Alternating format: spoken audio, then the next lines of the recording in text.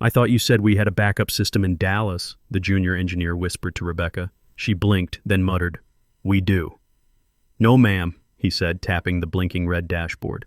"We did, but it's been offline for 8 days." The last successful sync was right before Aaron left. 2 weeks earlier, none of this had blown up yet. The lights still worked, the clients were still online, and I, Aaron Matthews, 47 years old, was sitting alone in the server room at 11:15 p.m., watching the final backup complete on a system that never once failed on my watch. 15 years of disaster-free uptime.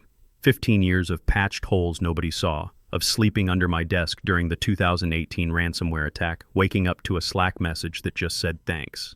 I didn't work for praise. I worked because someone had to make sure nothing broke when the executives started making vision boards. My job wasn't glamorous. I didn't speak at conferences or keynote anything. I built the silent backbone of a system that ran across 12 data centers, and nobody noticed because it never screamed. It just worked. Until Rebecca walked back in. Rebecca Whitfield, the founder's daughter, returned from her strategic sabbatical in Silicon Valley. She wore designer blazers and threw around phrases like agile transformation and disruptive scalability, while sipping $15 kombucha she ordered through an app that probably burned through venture capital faster than our old backup generators burned diesel. She called an all-hands meeting the day after her return, made everyone pile into the open plan workspace like it was a TED Talk. "We're modernizing and streamlining legacy operations," she announced. Then she turned, eyes laser-focused on me. Some roles, while appreciated, just aren't aligned with our future trajectory. I didn't flinch. Just took a sip of my gas station coffee and blinked once, slow. "I assume you've documented the infrastructure architecture," she added, trying to sound like she understood what I did for a living. I nodded. "Check the documentation repository. Everything's there. Just make sure Brittany gets proper root access transfer." Rebecca smiled. She's a quick learner. I didn't smile back. So much for 15 years. Who's Brittany? Picture someone who got lost on the way to a lifestyle blogger convention and decided to freestyle their way into enterprise IT. Brittany Santos was Rebecca's cousin-in-law, whose LinkedIn headline read, "Digital Innovation Catalyst." Content creator. Disruptor of traditional paradigms. Her last Instagram story was a motivational quote overlaid on a sunset. "Encryption is just energy, and energy never dies." She spelled encryption wrong. She also happened to have 500,000 TikTok followers, and now, through some horrifying collision of nepotism and influencer culture, she was my replacement. They gave me 1 week to train her, 1 week to pass on 15 years of duct tape, failover switches, and scripts I'd coded during 3 a.m. emergencies. 1 week to distill a system I understood like muscle memory into PowerPoint slides for someone who thought RAID was a video game. I didn't fight it, didn't rant. I just gave her the documentation, the README files, the logs, the code comments that said, "Don't touch this unless you enjoy explaining billion-dollar outages to lawyers."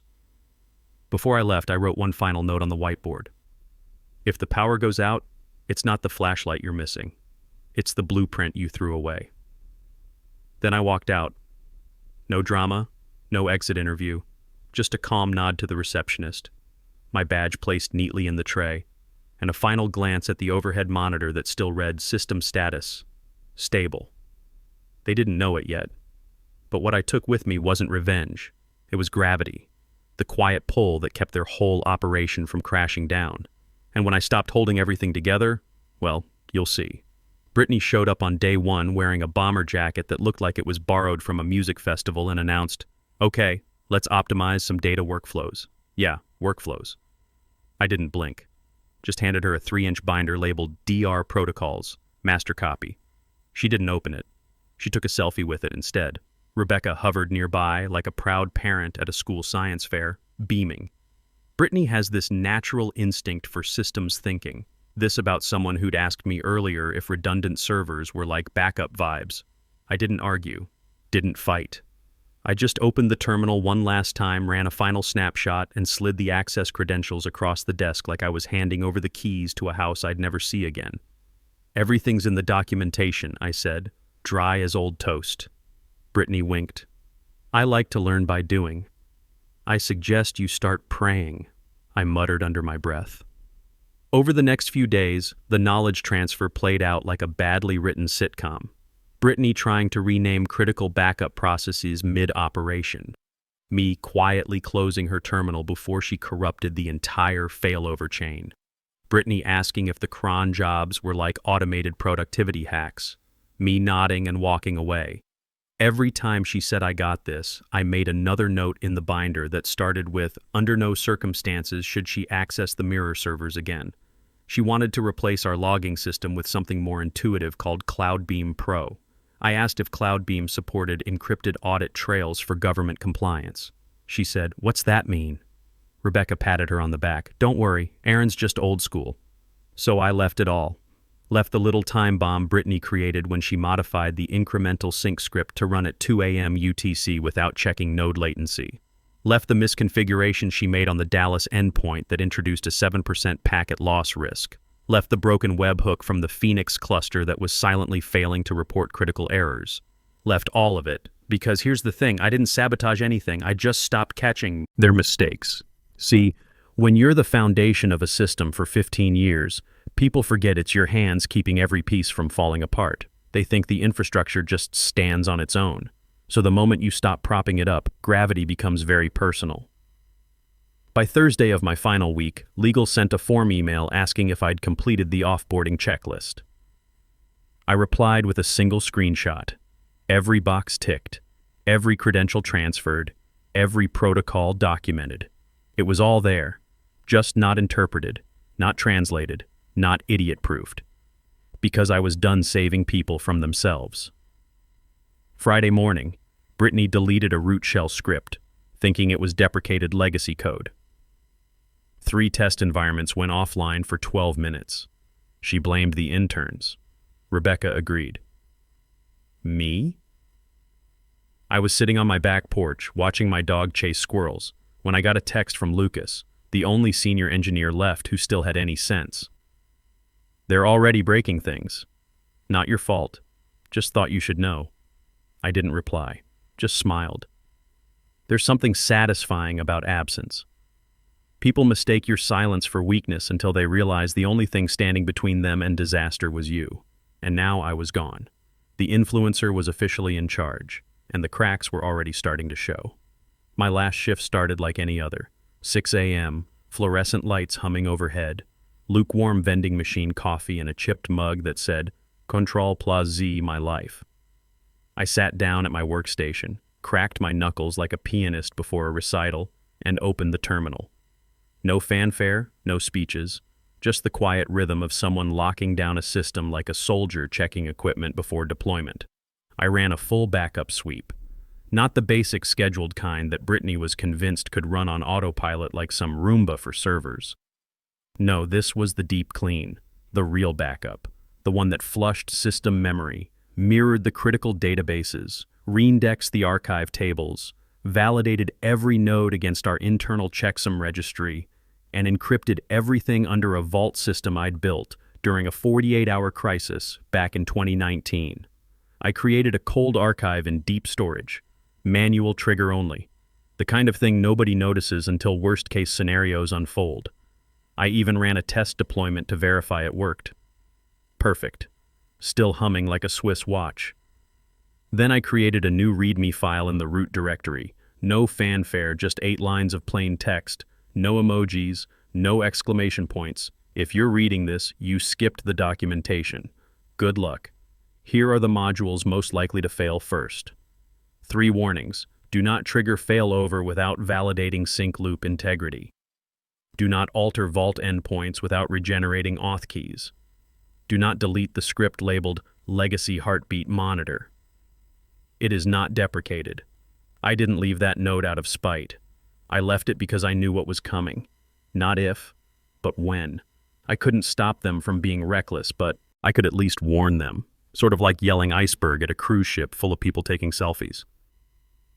At 4:47 p.m., I wiped my last development container, disabled my personal access keys, and logged out of my admin shell for the final time. I walked to HR with the calm of someone who'd already handed over the fire extinguisher before the building started burning. The handoff was quick. Rebecca showed up to shake hands. White button-up shirt, sleeves rolled, smug grin like a discount motivational speaker. "Well, Aaron," she said, flashing that MBA smile, "thanks for everything. We're in a good place now." I looked her in the eye just once. "I hope so." She smirked like she'd won something. You'll see. We're moving in a completely new direction. Brittany has some great ideas about simplifying the architecture. I nodded slowly. Simplifying smoke alarms doesn't make the building safer, just quieter. I placed my badge in the tray. No dramatic speeches, just a quiet take care to the receptionist. As I walked out, nobody clapped. Nobody gave me cake or even a lukewarm goodbye. But on my way to the parking garage, Lucas handed me a folded sticky note and whispered, I backed up your scripts on a private repo, just in case. I smiled and patted his shoulder. You'll survive this. Probably. I stepped outside. The Texas sky was the kind of gray that doesn't rain, just threatens. I zipped up my jacket, looked once at the glass building behind me, where Rebecca and Brittany were probably congratulating themselves for transitioning out the old guard. Inside, the system hummed, for now. But the heartbeat monitor I'd built, the one that quietly pinged backup relay health every 4 hours, had already stopped responding to commands. They hadn't noticed yet. The first week after I left, everything looked fine on the surface. Monday morning, Brittany posted a LinkedIn update about stepping into new challenges with a photo of herself at my old desk surrounded by monitors. She got 47 likes and 3 fire emojis from Rebecca, but underneath, things were already shifting. The incremental sync script Brittany had modified was running with a 2-second delay that compounded every 6 hours. Not enough to trigger alerts, just enough to create drift. The Dallas endpoint was reporting 99.7% uptime instead of 99.97%, a difference that meant everything to our government contracts, but nothing to someone who thought decimals were suggestions. By Tuesday, the Phoenix cluster had missed 3 automated backup windows. The system compensated by redistributing the load, but it was like a muscle pulling overtime for an injured limb. It worked, but it wasn't sustainable. Rachel from internal IT noticed something odd during her morning checks. The Sync Health dashboard, a custom script I'd built that tracked real-time data flow across all 12 centers, was showing amber warnings instead of green. She flagged it to Brittany, who dismissed it as legacy paranoia. Aaron was obsessed with redundant monitoring, she told Rachel. We're streamlining now. A few amber lights don't mean anything, but they did mean something. They meant the heartbeat was getting irregular. They meant the system was starting to strain. They meant that without someone who understood the difference between monitoring and paranoia, things would start falling apart in ways that couldn't be fixed with a reboot and a social media post. Wednesday morning, our biggest healthcare client in Atlanta reported slower response times during peak hours.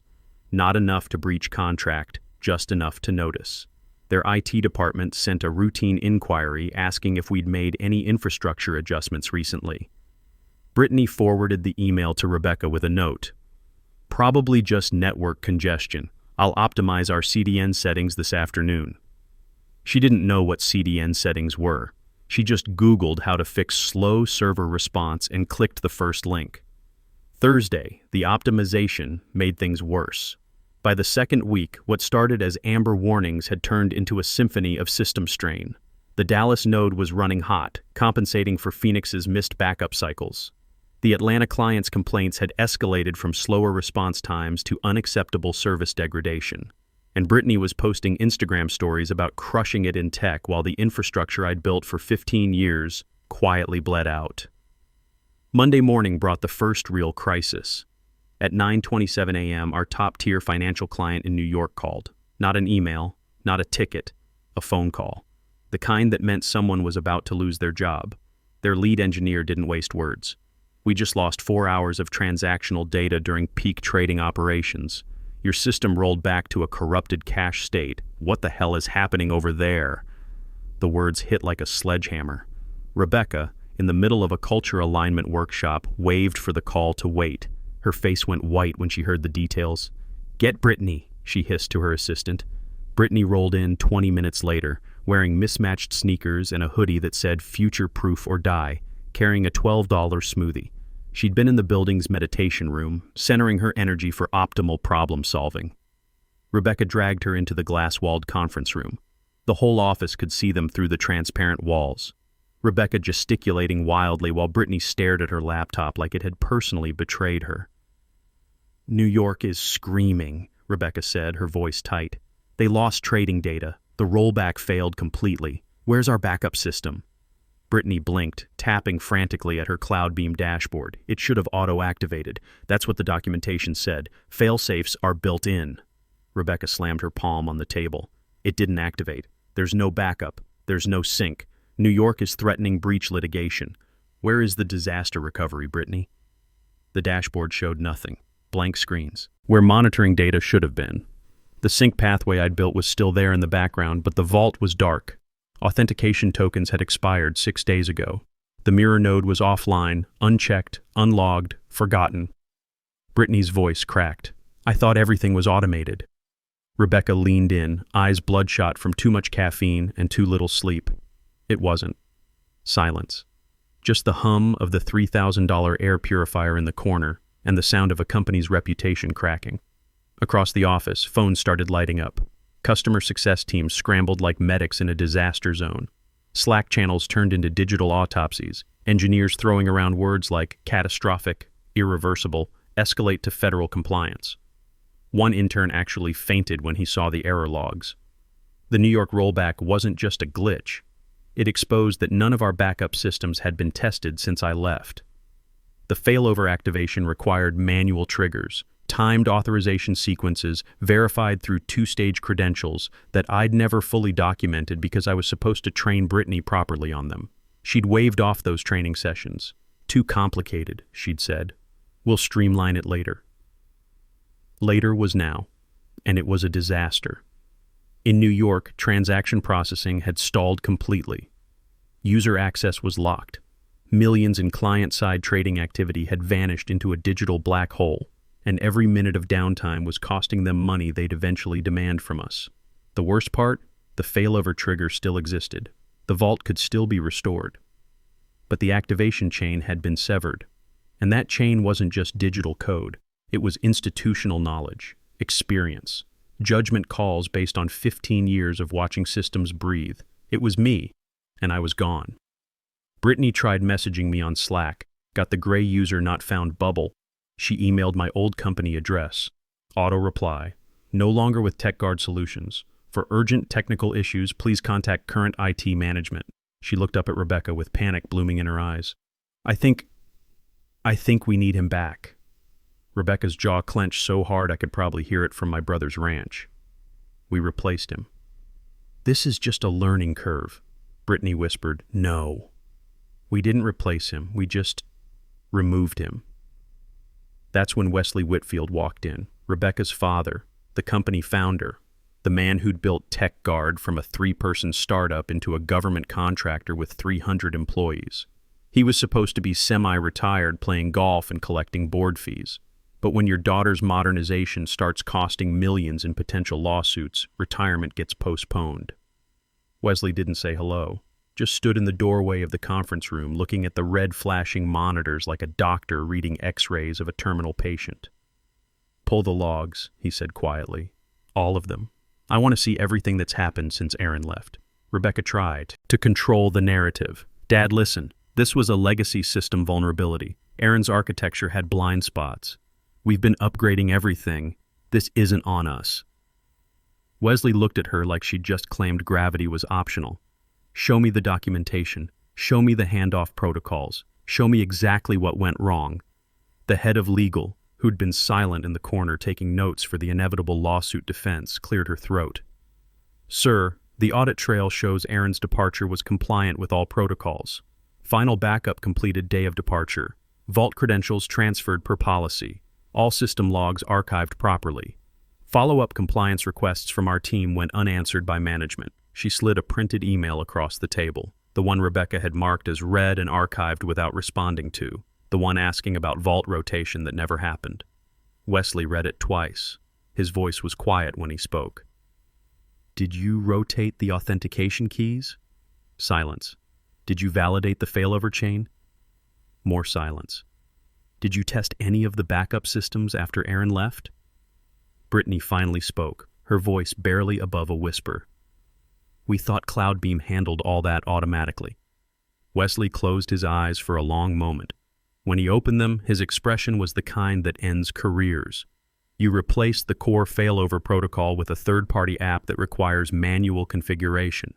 Aaron's setup never failed, not once in 15 years, and your strategy was based on assumptions and social media metrics.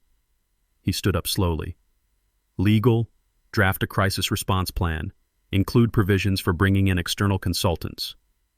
Brittany, you're done with infrastructure. Find her something in marketing.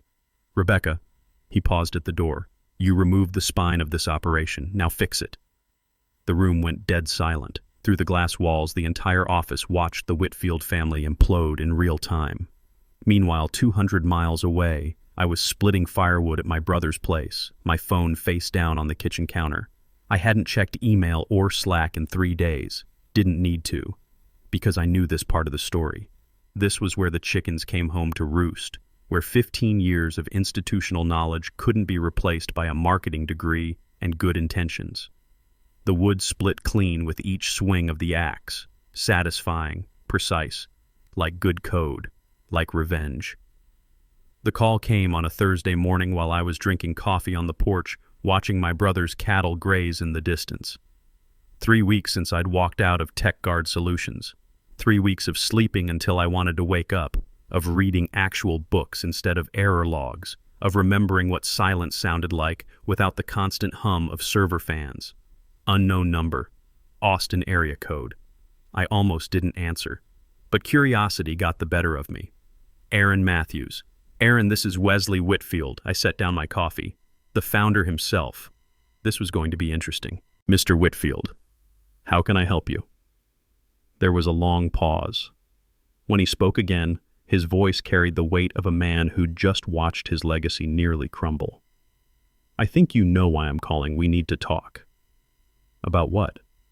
About the fact that my daughter's modernization has cost us 2 major clients, put us in breach of 3 government contracts, and landed us in front of a congressional subcommittee on data security.